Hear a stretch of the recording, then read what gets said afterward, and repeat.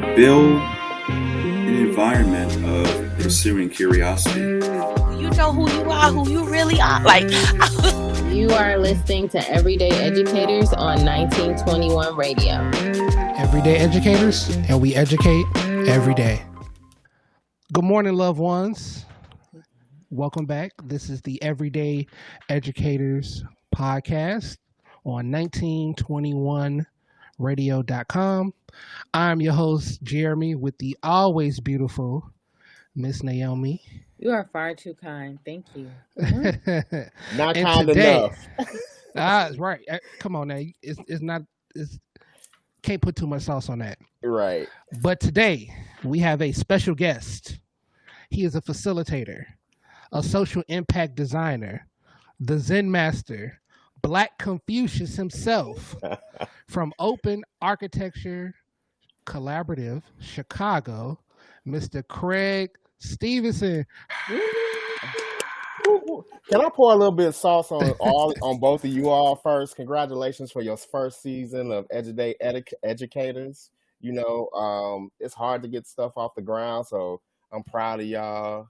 Y'all inspire me by moving forward. I love how your teamwork is working across states, and knowing that I just speak this in existence, knowing that you all are gonna have like major impact around the world in the field of education and beyond. So I'm just glad to be a part of the seed, the embryo, before it, flourishes. So thanks y'all for having me. You see what I mean?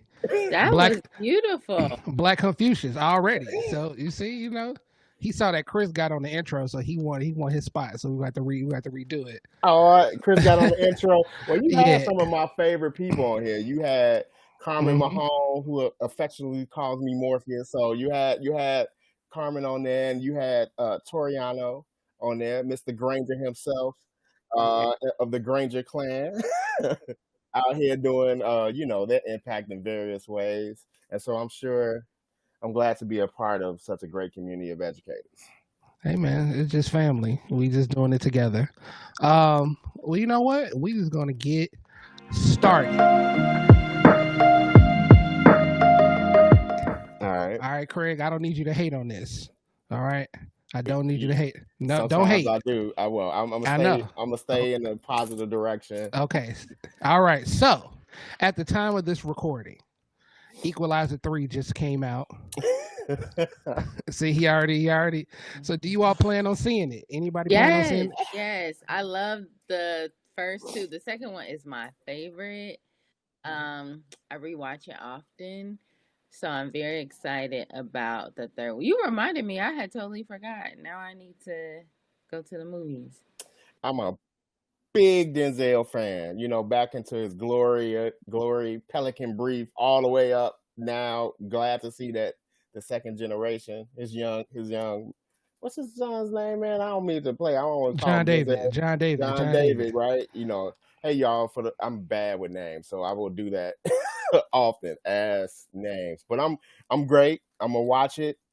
Okay. I won't be watching. Stop. See, I had to come to hate. I had to stop. But are you gonna talk about the TV show? I was about to watch the TV show. Well, Nay, that's one of us. No, I'm growing to love it. No, two of us. You know I love that show. That's two of us, right? I'm growing to love it. It's hard, when you come with the Equalizer and they got all the red rum on the big screen, and you come and then they got to just slow it down a little bit for TV. That was a very polite way to say that. I'm gonna leave it at that. But see, I like them because they're like street level superheroes, right? So the question is, if you all had to pick a superpower, what would it be? Or you can just talk about like your favorite superhero whose powers you would want to copy. So, Craig, we've had this conversation many times in different iterations. I'm a big comic book fan. As soon as you started saying street level superhero, I immediately thought about Power Man and the Iron Fist. Mm-hmm. Right. So because Luke Cage, for all of you all who don't know, the 70s version of Power Man, running around with the steel and the open yellow shirt. But I'm gonna go ahead for this intensive purpose because I'm gonna probably reveal more of the superpowers as we go on. But I'm just gonna start off with Iron Fist. Master of Light Force, Chi, all that other stuff. I'll leave it there. That's on brand. On brand. What about you, Nay? I don't know because I'm not into stuff like that. The only thing that I can say is like I like action movies, for example, The Equalizer. Like it's interesting when you watch movies and people can fight and they like know they can fight and it's like that's not what you want to do. And then they like beat people up and it's like, dang, I wish I could do that. But then I realized like what you have to go through to be able to have that level of skill. I would never be interested in doing that. So I just watch it on TV. Like I really like Michael Jai White. hmm And like Black Dynamite. Original Spawn. Okay, one of the two. Apparently, like fight or martial arts is like one of his like serious hobbies, and so movies that he's produced and stuff, he has worked that into his scripts, and it's just cool to watch. But I'm not interested. I would love to see the Kung Fu version of Tyler Perry when he plays his role in the Tyler Perry films, but with Kung Fu, that'd be dope. Yeah. Tyler Perry, Kung Fu and wigs. And wigs. That'd be the title. That'd be it. I'm going to highlight Brother Adam Brashear, the Blue Marvel. Okay. He went to Cornell University. He was a Marine. He was the first Black superhero in the Marvel timeline, right? For those of you who don't know, he got the what was it, the Medal of Honor or Freedom or one of those from President Kennedy. John F. Kennedy gave it to him. And then when they found out he was Black, they told him the world wasn't ready for a Black superhero. So he left Earth. But he has a genius level intellect. He's one of the smartest people, in the Marvel universe. Up there with Reed Richards and Iron Man. And Black Panther, who also Ironheart, yeah. But he has energy manipulation, antimatter, dope brother. He got almost like a little somewhere between the Boosie fade and like a Wesley Snipes early 90s like fade with the parts on the side. Real Belle Biv DeVoe-ish. Yeah, black Superman. He is Black Superman. He is Black Superman before DC is Black Superman. Yeah. Before he came out. So yeah. All right. So Craig, if you don't know, we kind of start off with the section called Actual Factual. And we just talk about some things in the news, right? Kind of surrounding the broader area of education. Okay. And so, for all of us God-fearing folks out there, we have our first story that comes from the Harvard Gazette. So Sister Marla Frederick was named the new dean of the Harvard School of Divinity. She's coming from Emory University, where she taught religion and African American studies. She served as the president of the American Academy of Religion in 2021 and has been the president of the Association of Black Anthropologists. No question here. I just wanted to highlight, I saw that, I think my pastor posted on LinkedIn, and I was like, oh man, that's dope, to have a Black female leading the School of Divinity, when many folks go to study. So, well, that's my origin point. Black female spiritual leader, head of a spiritual institution, a mystery school. I affectionately legally it's called Christ Universal Temple on 119th in Chicago. But what I always called it, I grew up in it, I was like, oh, this is like the Jedi Hogwarts school, right? And I think it's something different. We know we're gonna probably get into education, but I do like the fact that I start. You call me the Zen master. It's ingrained. It's embodied. That the core or the original education that I had was always about my spiritual identity, right? And um, for the Harvard School to have selected a woman in that role, and then you can get into the other gender identities in the future. I hope so, because too often I think that we get pigeonholed by cultural norms in terms of leadership and education and those sort of things. So I'm grateful for Harvard for making that bold move in that institution. Couldn't say it better myself. Couldn't say it better myself. So, before we get into our second story, I have a question. Have either one of you had the chance to skip a grade? Nope. No, I never skipped a grade. Oh, would you have liked to if you had the opportunity?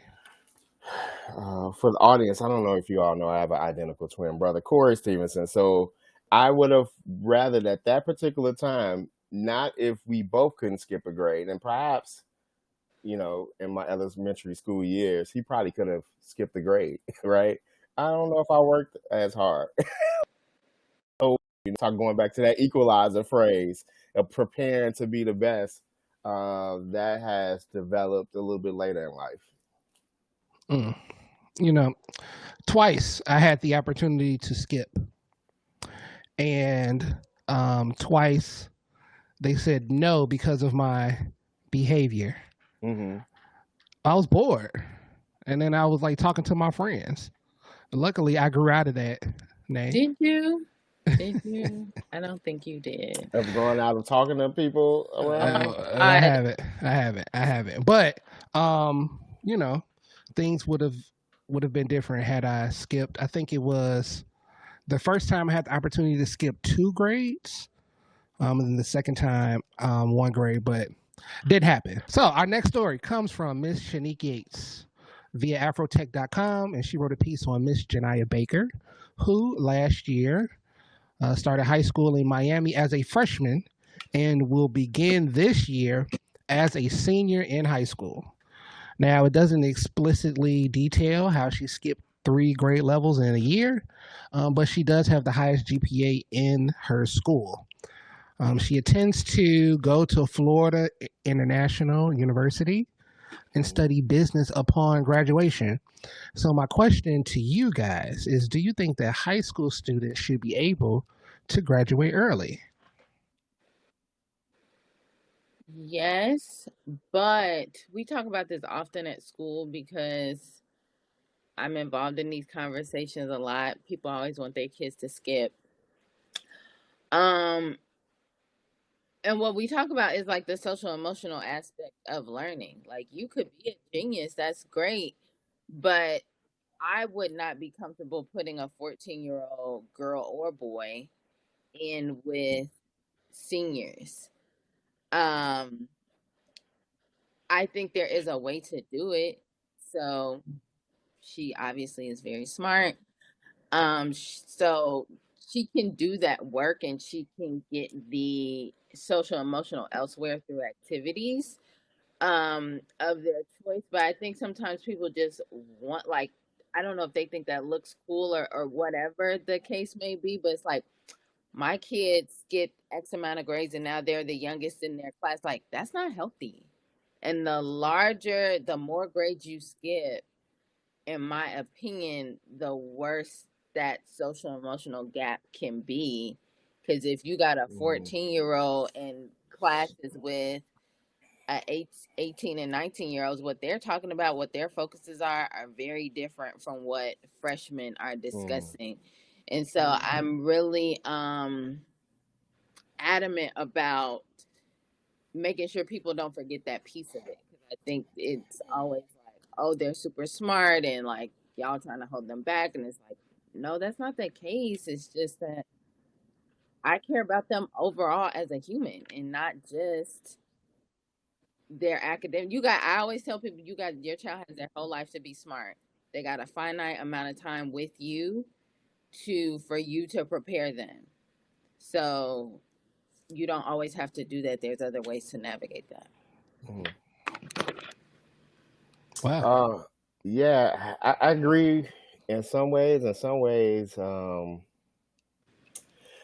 taught in two multiple environments. We'll get into maybe some of the community projects that I work in that are multi-generational, but the two formal or three formal education environments that I taught in the classroom was at Morgan Park, Lawndale College Prep on the west side, and then High Jump, which I focused on leadership. And that program was all geared towards preparing people to take the sort of leap or the quantum leap into going into different environments, boarding schools, selective enrollment schools, private schools, right, around the city of Chicago. I personally think that intellectually, hey man, I don't have any children, but I would want my children to be moving at the speed that they're going to be moving at. I kind of resonate with what Jeremy said in terms of boredom and then academic achievement. And I remember going to one of my elementary schools or one of the schools and being in certain atmospheres in which intellectually I had, I was catching things and grabbing things, and then me consciously putting on the brakes so that I can stay socially included, right? And that became a learned habit for me, right? And it took me, I would say, to come to conscious awareness that I was sometimes putting on the brakes so that I can feel safe in my social atmospheres and circles. It took me about 10 years to consciously get out of that, right? Like I had to work on that belief system of holding myself back and things like that. Now, on the other caveat where I agree is that there are certain developmental periods of life, right, that are going to happen at biological points, right? And this high school kid being in a college environment at some point in time, or in a working environment, as where they would be in a college environment, is going to need a lot of coaching from their community and their parents and things like that. There's going to be a lot of self-reflection that will have to be, brought to that young person's awareness. So I don't think it's as much of an individual, when you're putting someone and they are moving into greater environments and they're taking on the rigor of that environment, it's not just an intellectual thing, as you said, right? They can be intellectually capable to take on all the information. Sometimes we're just genetically better than a lot. I mean, like to absorb the information and to do the traditional formats of what school is. But then that emotional piece, that has its own tools and technology. And I will hope that the parents were as intentional with getting that up to speed too. Yeah, I mean, you all have both had some amazing points. I think what we're discussing kind of like surrounds standardization, right? And we talk often on, school isn't cookie cutter, right? Like it shouldn't be, and especially when you have these like academic and social gaps. Like we both know kids who were way too grown for like their grade level. Like they had real responsibilities. They were just far more mature than everyone else. Mm-hmm. And it is a school that is juggling both. They're doing the academic part and the social part. Mm-hmm. This is the burden that we put on our educators and the systems. And so when you have a young person such as myself who like could have gone from 3rd to 6th grade, was I ready to be in 6th grade? I don't know,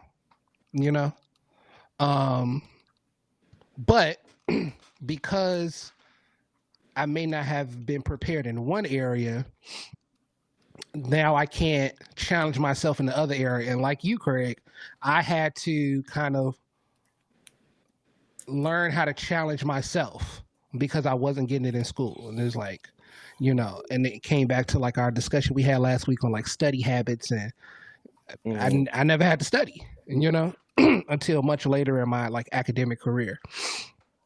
But yeah, I think it's just an interesting conversation that families have to make for themselves.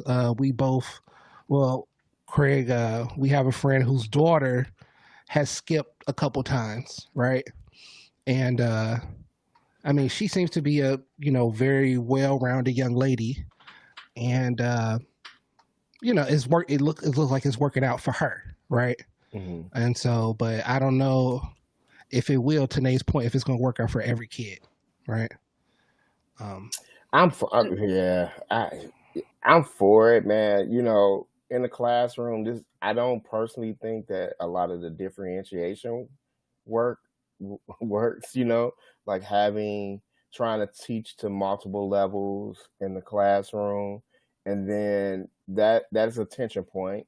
I mean, it works sometimes. It does work for social issues, social interactions, and social structures and things like that. But when I think about the fact that our young people are not just, and I don't like to use the word competition. I'm a collaborative person, but we'll just say they're going to have to collaborate with people across the globe, right? And we deal with a information age, an experiential age, a transformational age, right? Where the value is being created by knowledge exchange and culture exchange and all these different things. I just want us to put you. It can be standardized, right? Because everyone has their unique genius, and I think that um, one part of it's aptitude, and the other part is attitude. You're talking about social emotional. Um, I want to give as many young people to go twice quicker, faster, stronger than I am. So I'm like, yo, I need you to go into that environment, and it might mean trusting, right? Those environments that they can handle. One, that you won't be around, so there's a level of like letting go that you got to do. And two, appropriately picking the environments that they go into, because just because you leave, you can enter into a new high school doesn't mean that every high school that you can put your child in is the right cultural fit for that student, right? Um, and I think culture over sort of like strategy or information being put into someone overrides everything, right? Like if it's a bad cultural space for that individual, no matter what the great information that's coming in or the opportunity that's coming in, they're not going to maximize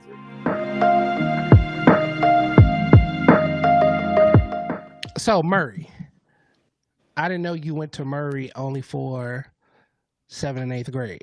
it. Yeah, I You had a decided disadvantage of going to a language academy when everybody's been taking their second language. Yeah, like you only get And I only got 2 years, and I 4 had to catch semesters up. of languages. Right, I had to catch up. They've been preschoolers, learning Spanish, learning Japanese, and all that other stuff. So I shout out to Ms. Reyes, my first Spanish teacher, who was patient with me, not saying Inye, not Inye, or whatever, going back and forth with my bad pronunciation of Spanish. I'm still doing work with the Latinx community with the Multicultural Leadership Academy. But if I had never gone to Murray, right, if I had never struggled, and still struggle a little bit with the language, I'm not fluent, but I read it very well. Murray is situated in Hyde Park, though, and at that time it was Black Hyde Park. Talking about the environment, the experiences, and the expectations. I've been blessed to go to master schools. I tell that all the time, like where Reverend Derek B. Wells at Christ University is a master school. We had like Les Brown, we had like Catherine Ponder, we had Wayne Dyer, we had Deepak Chopra. I've been watching those cats since I've been like, 2 years old, right? So I've been glad to be like have that level of expectation in terms of someone who wants to set the stage for great learning. And I think at Murray and at Peary and at Mount Carmel, they all had great cultures of learning. And in Hyde Park, right, which is situated by the University of Chicago. If anybody knows the history of Chicago and knows how the University of Chicago has it has like this master plan for Hyde Park and Woodlawn and thing to be situated in that, and to come from the South Side of Chicago, and there's a multicultural place, and there's professors walking around, there's black chess players, and the students had so much more freedom at the time, right? They just had because you living in like a little metropolis of its own, right? It's only a city in the city, right? And so those students, King is over there. I'll count King in the vicinity, right? I know come on now, come on. But Shout me you out. had, High school was over there. you had Ray, you had what's the St. Thomas, you had the other school. Dang, my boy Kip went to. I'm gonna call it. It's right off of Drexel. Y'all know that school over there on Drexel? Starts with it, huh? Oh, you talking about the one next to King? No, it's kind of North Hyde North Park. Kenwood Oakland Charter School. But Kenwood is over there. That's offensive. No, I'm just saying. Or Ancona's over there, right? Like it has its own thing. That wasn't the school. I apologize, Kip, for not remembering your school. But that had its own thing, right? Like that is where R. Kelly was around. I grew up, y'all, when R. Kelly was popping up at the McDonald's that used to be on 53rd. Is no longer there. The gas station is no longer there. Yeah, like all of those high rises. What's there? No, not that McDonald's. No, not that McDonald's. It's right? an old McDonald's. Old McDonald's. Yeah, that McDonald's pretty new. Yeah, that's a newer McDonald's, right? Yeah. Yeah, right. Dang, Kels had to he had to tear down the McDonald's. Yeah. All evidence of Kels. No. But Murray didn't have that park in front of it, the portions of the green space. Like that entire economic corridor is different. Not that it wasn't vital before, it was vital before. But that's his own interesting. Maybe we could circle around about it, but Murray being there was pivotal, Okay, and I think this is important, right? As somebody who, we share a godson, right? Right. And I too have a master plan for his educational maturation, and I want him to go to Mount Carmel. Right, I've seen a lot of good brothers, both historically and contemporaneously, from Mount Carmel, and knowing him, I think that would be a good institution for him. But my question to you is, why Mount Carmel? Could it, in the words of what's the brothers, the Knuckleheads podcast, could have been anybody else other than Mount Carmel? Could you have went to high school? Could you have gone to another school? Any other school would have been Whitney Young, right? And to be honest with you, Corey got in. I did not get in because of the mindset of not showing up, right? So we had a mentor who recommended Mount Carmel. Shout out to Wendell Pete, who's an alum of Mount Carmel, right? Most of the time, only time people recommend Mount Carmel. But I had this thing, this resistance to fake tests. I've always had this sort of resistance towards, is this a real thing? And education has its processes, right? So, entrance exams and stuff like that, I always knew I was intelligent. I couldn't understand why I needed to take an entrance exam, right? And that was a battle that I probably couldn't fight. But certain forks in the road, and what I gained from Mount Carmel, I couldn't have gained anywhere else. So I'm glad you're thinking about your godson. So you walk into Mount Carmel, y'all. Let me give y'all the Mount Carmel story, right? Because you walk in and there's a sign. You come in as a boy, right?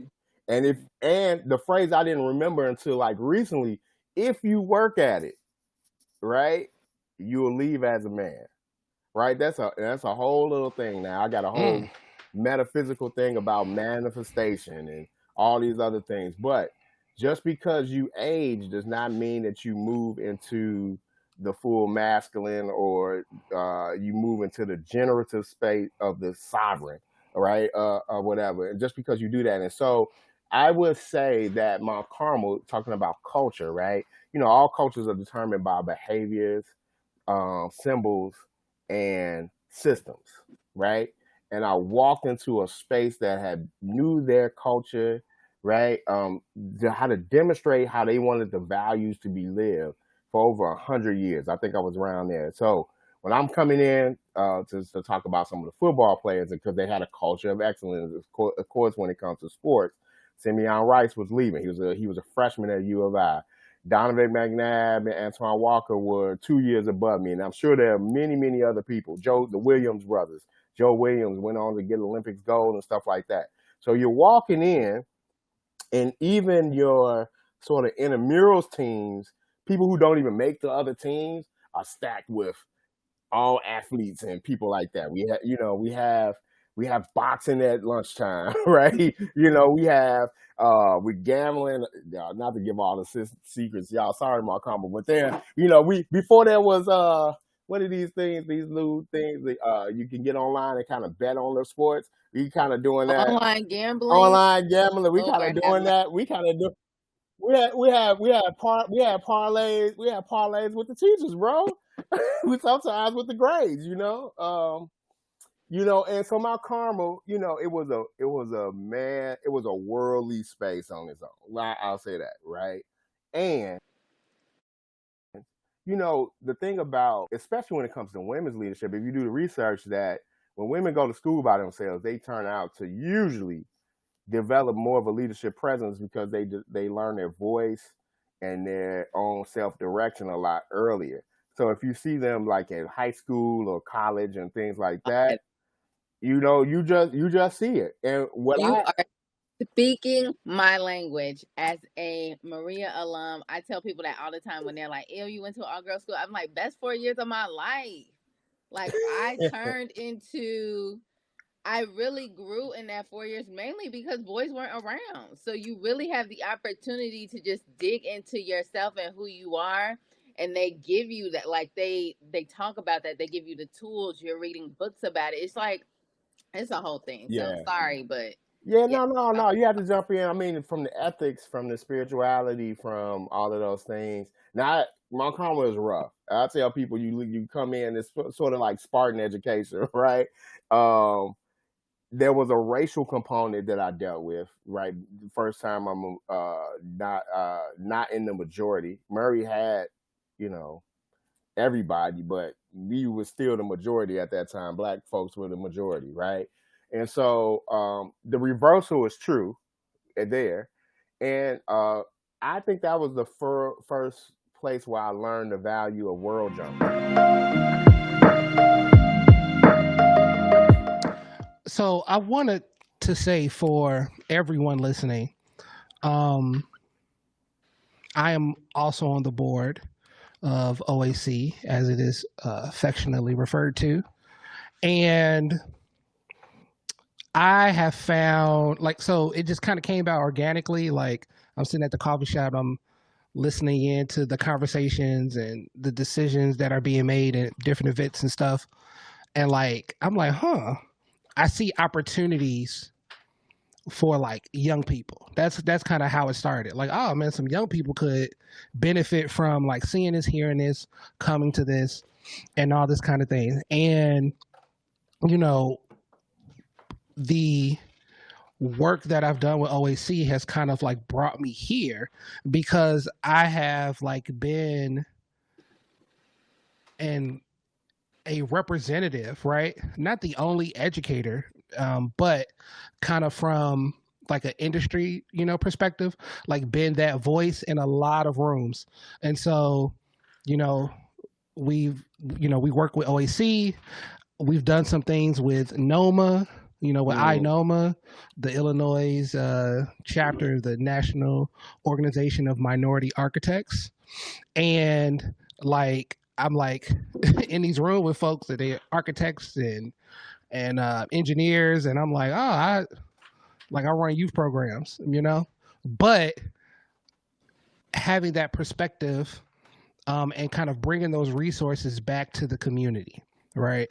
That is kind of how everyday educators grew because I learned that, everyone is a designer. So everyone is a designer, right? Mhm. And through that lens, I also realized that everyone's an educator, right? So we have our in-class educators, traditional teachers, administrators, and things. We have our community educators, our professionals who kind of work within the built environment, which we're going to touch on. We have our at-home educators, so mom and dad, grandma, auntie, grandparents. And then we also have our future educators, which are, our young people. And so I just kind of wanted to like highlight like that 360 view, like kind of where it started and like how we kind of connect through all these different spaces and systems. Um, and so to kind of land the plane, um, you are a social impact designer, right? Mm. And so I want to ask you one, like, what does that mean? And also, what does it mean when you say the built environment? Okay. Who that's to land this plane, this 360-degree weaving. So I like to mention names because I always feel like at whatever space that I am entering or happen to play in or whatever, I'm still a student, right? I'm still learning from everyone in this environment.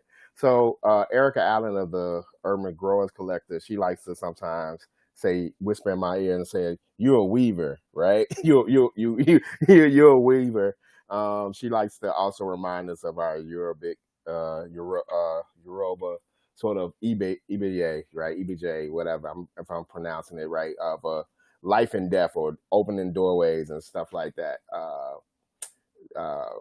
And so, social impact design. Well, again, my father was a sociologist, right? So let's get to the social impact part. He worked over in Inglewood. He made his transition early. I think part of that was health. The reason why he made his transition was health, right? And so at a very young age, I grew up thinking about the equation of responsibility and health, right? And all these social determinants, all these social factors. One, because of the books that he left behind and all that other stuff.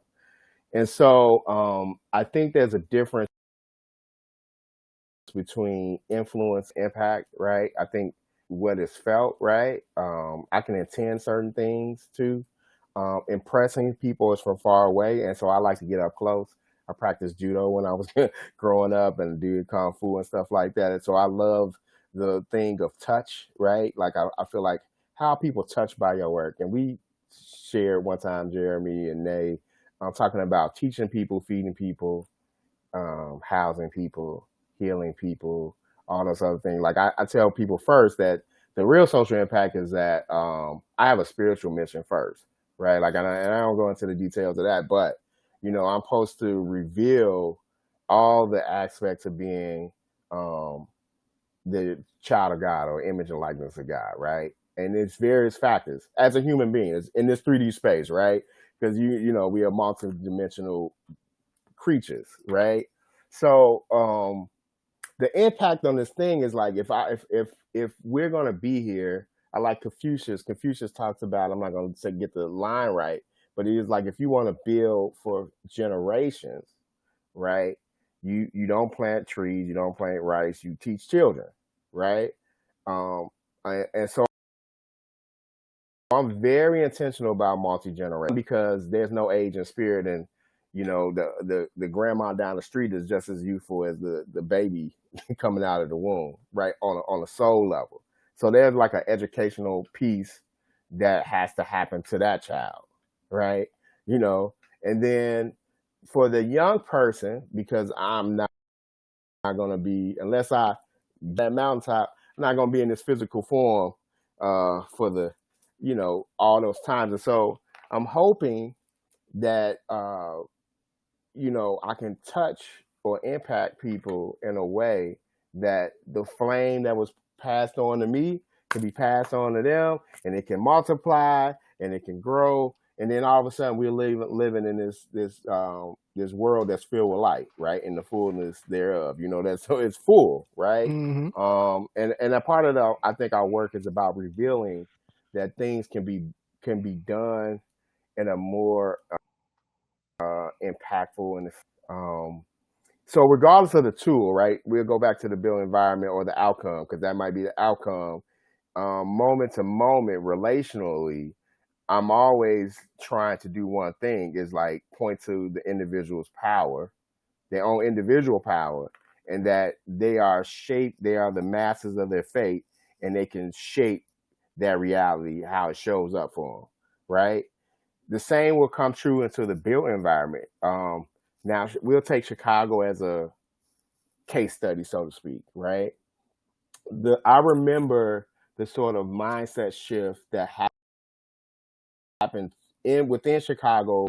Barack Obama became president. I remember all of the people descending to was it Grant Park or Millennium Park, one of those parks, right? It was Millennium Park. Millennium Park, right? Yes, we can. That sort of like event, right? And systems change, you go from event to behaviors to structures to mindsets, right? So for one point in time, there was this event of collectiveness in the city of Chicago, and all the potential that could be, right? Also, behaviorally, that was the first time that I felt that I can move into certain neighborhoods in Chicago that had traditionally been segregated by the built environment. Bridgeport, through ArchiWorks, I had classes over there. South Lawndale, right, with traditionally Latino. Some of the gang stuff and all this other stuff. It's a power in moving past the borders and boundaries that other folks set for you. But most of the time, Chicago is segregated through the built environment. Neighborhoods are divided by certain street boundaries. Then you have the river. Then you have the overpasses. All of those different things. And then you have your economic corridors where things are not showing up as vital and vibrant as they used to in certain neighborhoods. And so in terms of that work, when I say, I want the world to be better, what scale can I be in? Well, I can take the city of Chicago as a laboratory, right? We can take our individual selves as a laboratory. We can take the state of Illinois as a laboratory. We can take the United States as a laboratory. We can take the globe as a laboratory. All those different things and rates of change. And in reality, you're kind of repeating the same process. In my mind, I feel like we're repeating the same process, right? That's why I don't really get confused by hopping through different systems and can kind of bring those things together. But we as citizens don't know that our tax dollars and that we should have a voice in the way our built environment looks, feels, and performs for us, right? And so, we think that our civic duty is over when we vote, if we vote, right? We don't know that we should have a relationship with our alderman. We don't know that we should have, when the urban planner that you said is only 5% of us, we don't know that we should show up to those meetings and give that input. Like it's when the park district or the forest preserve or CDOT, the City Department of Transportation, or the City Department of Planning asks for community members to show up, we should show up.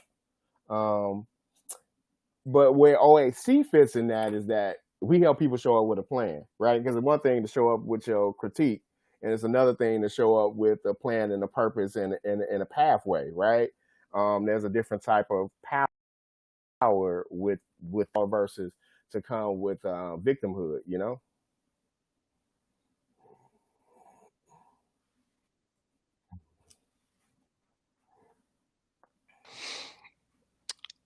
You talk about the gift, right?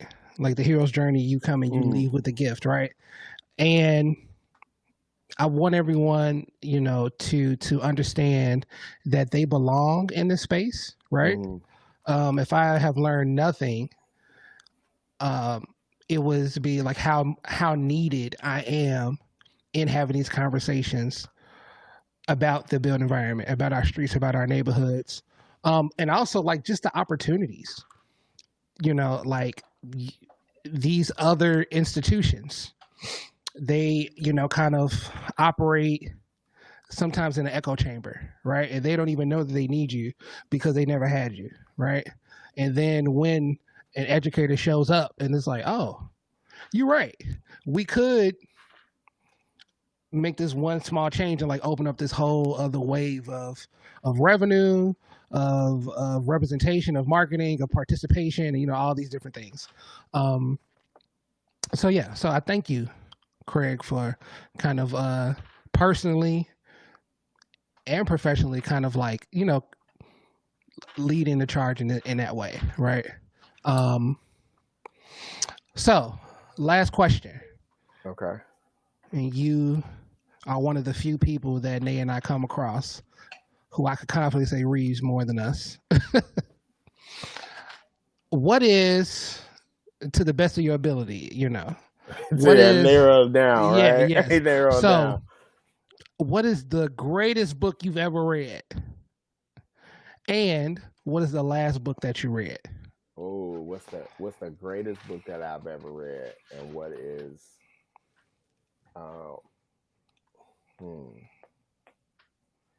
man, you know how I like to turn questions like that. I'm gonna try to follow your directions, because sometimes I like, appreciate the creative part.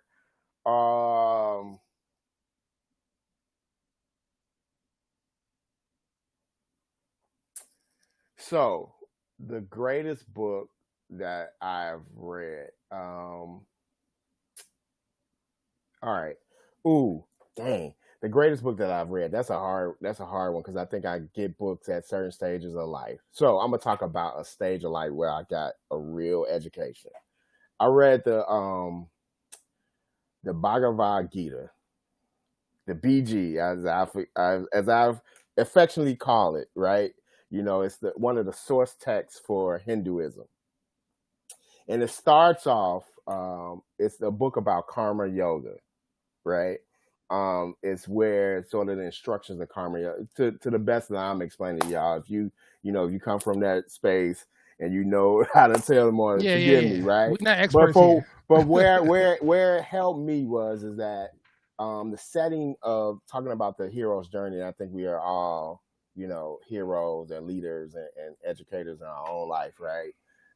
It starts off with Krishna, who's comparatively like Jesus or the Christ in our experience, or the Buddha, right? And he's teaching. It's a book of instruction to his student Arjuna, Ajuna, if I'm pronouncing that right? And they're about to. The setting takes off where they have to battle their family members, right, in the community for the kingdom, right? And Arjuna starts off in a depressed state, right? Because anytime you're gonna try to start shaping your reality, there's gonna be some threshold. And the people who show up a lot of times that are against you, not to talk about anyone's family matters, is that you're just breaking out of a mindset, and they reflect in the mindset that who you are. So this entire book is about consciousness. He said, like, look, man, the people around you are just playing the role. It's a great book on forgiveness too. They're just playing the roles that the divine has told them to play. Right? So everybody that's around you is playing their own role, and they have to play it, and they can't do anything but play it. But you, right, because you have this knowledge, got to do what God sends you to do, which is even to maybe have to take down your cousins and your family or whatever, right? Sometimes it be that way, right? But one of my favorite things about this book goes on to various levels of looking at people's reality. And one of my favorite lines in that book that I keep in there is like, hey, we look at homeless people, we look at maybe migrants, we look at all this other stuff, but we look at people who have qualities that this one quote is about people who we know that they have qualities that are hurting their life. He said, even the gambling of the gamblers is a search for me, talking about divinity. Right? So he's telling Arjuna, like, hey man, even them seeking the pleasure and how they're getting it and how it's destroying their life is their attempt to get to me, right? And so in that particular case, I went through this extreme case of leading the church through a lawsuit and separation and all this other stuff. I was at one point in time at odds with some of my teachers, some of the mentors in my life, some of those other things to bring forth the next generation or the next wave of expression for organization that I grew up in and all those things. And man, it took every ounce of spiritual, physical, emotional learning for me to lean onto. But that book and several other books at that time around forgiveness and vision and all that other stuff was critical. So I actually gave it to one of our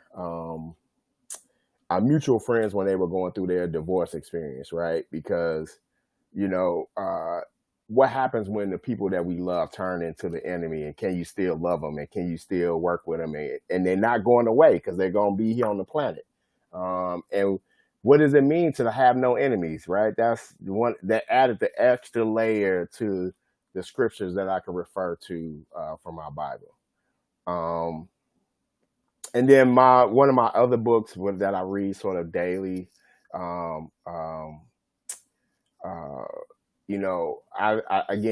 come back to this sort of spiritual space or whatever. I'm gonna lead 2 spiritual books just because, if you ever have Corey on here, the black Puma, the Standard Bearer, he'll go into he'll go into the history books and stuff like that. Right, and, right. I kind of deal with spirit in the future and stuff like that. But the book "You Are Your Own Experience" by my MF and Tom Johnson. I won't curse on here, but that's my dude. And then It Works If You Work It. I kind of combo that book by Johnny Coleman, right? This thing we talk about accountability and responsibility. Yeah, we do. Now imagine growing up in a space where it says everything in your life, world, and affairs is a result of your thinking. That's heavy. It's a lot right there. Right? Everything in your body. Man, that's a lot right there. You're spiritual, you're threefold being, spirit, soul, body, and your body is your life, world, affairs. Not just your physical body, everything that's showing up. That's how I go so hard in my physical environment, right? Because it's actually, people don't know my interpersonal relationship. I'm always practicing my spiritual teachings. Like I'm always if it was like Rocky or Michael J. White or what Michael B. Wright, when they in that dirty thing or whatever, no matter how much I'm smiling, I'm in the dirt and darkness of my own being, And that is why his superhero is the Century. Now, if you all don't know about the Century, the Century is this light being, this super strong, shiny brother. When he come in, it's like he got the glow. But behind the door is just the void. It's just the all-encompassing darkness, which I think we all exist in that, duality. You know what, brother? You are one of the foundational pieces to why we're here. You helped curate a space, I say the Black Mecca of Chicago, an incubator. But when we talk about culture, right? When we talk about culture, and you know how hard I go protecting that space. Yeah. But that is because I truly, truly, truly value everything that is given to me, and you are one of those things. I love you. You are my brother, and you've really helped kind of broaden our horizons, and just to see of all of what could be. And this is a manifestation of your social impact. So I want to thank you. I appreciate that. On y'all first before we go off. Go ahead, man. Yeah, man. Because Nay, I don't get a chance to see you physically, but I want to let you know that I think about you every day. And you all's own thing, and often we don't get a chance to tell people how they educate you, right? Sometimes I'm a little bit physically older than you are, right? Spiritually, we all are infinite, but the fact that you all are jumping out here, You know, the fact that you all have worked together as collaborators for multiple years since college, right? The fact that you all are determined to keep your relationship open and thriving and connected and in community and building that community, and the fact that you're creating this space, you all. You know, I got a podcast. I didn't, shout that out, but MLA podcast, right? But you all, there was a junction point of like whether or not I continue to even go forward with that podcast, right? And you all had your podcast. And so I think it's one of the things is like, I think it's important to archive where we are right now in history. So the fact that you all are creating this space for this, I was like, I had to keep that space open for multicultural leaders, right? Like, and the fact that you all decided to put it on a radio station and digital radio and get it out there and market it, because of Nate's great marketing genius. He been real quiet, y'all, on the thing. I am just listening. I haven't heard your voice in over a year, I think. I know. See you, so but the great marketing genius of Nate and getting married and supporting her husband and all these things you see people do like daily in their lives because of you can't live physically all the things that you dream and ideate about, right? So to see folks live in pieces that you might not have ever even experienced is also inspiring, encouraging, and refueling. So I appreciate y'all. I appreciate that you wore the 2-3 on here, that we all wearing black, red, and got a little drip going on and all the other good stuff. And I can't wait till y'all in y'all studios and y'all flying people out. And y'all on the stage and y'all got the stadiums and all the other stuff. I can't wait till when y'all are shaping institutions and things like that. Y'all just remember the world is just catching up. We appreciate that. Thank you. And see, this is why he Black Confucius. You see that? And I pray, my prayer is that everyone kind of finds their space where they get, spiritually fed, right? And so the coffee shop is one of those spaces. It has definitely kind of, I don't know. I can't say it. I want to say nurtured. I was like, it's an N word. Nurtured me, and Naomi as well. Is many other stories. One, how she got to McDonald's. We'll tell that story later. But it is because of the coffee shop. And brothers like you. And so shout out to Trez and his great work. Definitely. He gonna be on the show soon too. I want to thank you for spending some time with us. I want to thank everyone listening for going on this journey with us. Please remember that everyone is an educator and we educate every day. This is Everyday Educators on 1921radio.com. Please follow us at Everyday Educators on Instagram. You can catch us on the Spill app at Educate Everyday. And if you have any questions or if you or educator want to be on the show, please reach out to us at info@educateeveryday.com. We love y'all. Peace. Love y'all, man. Have a great one.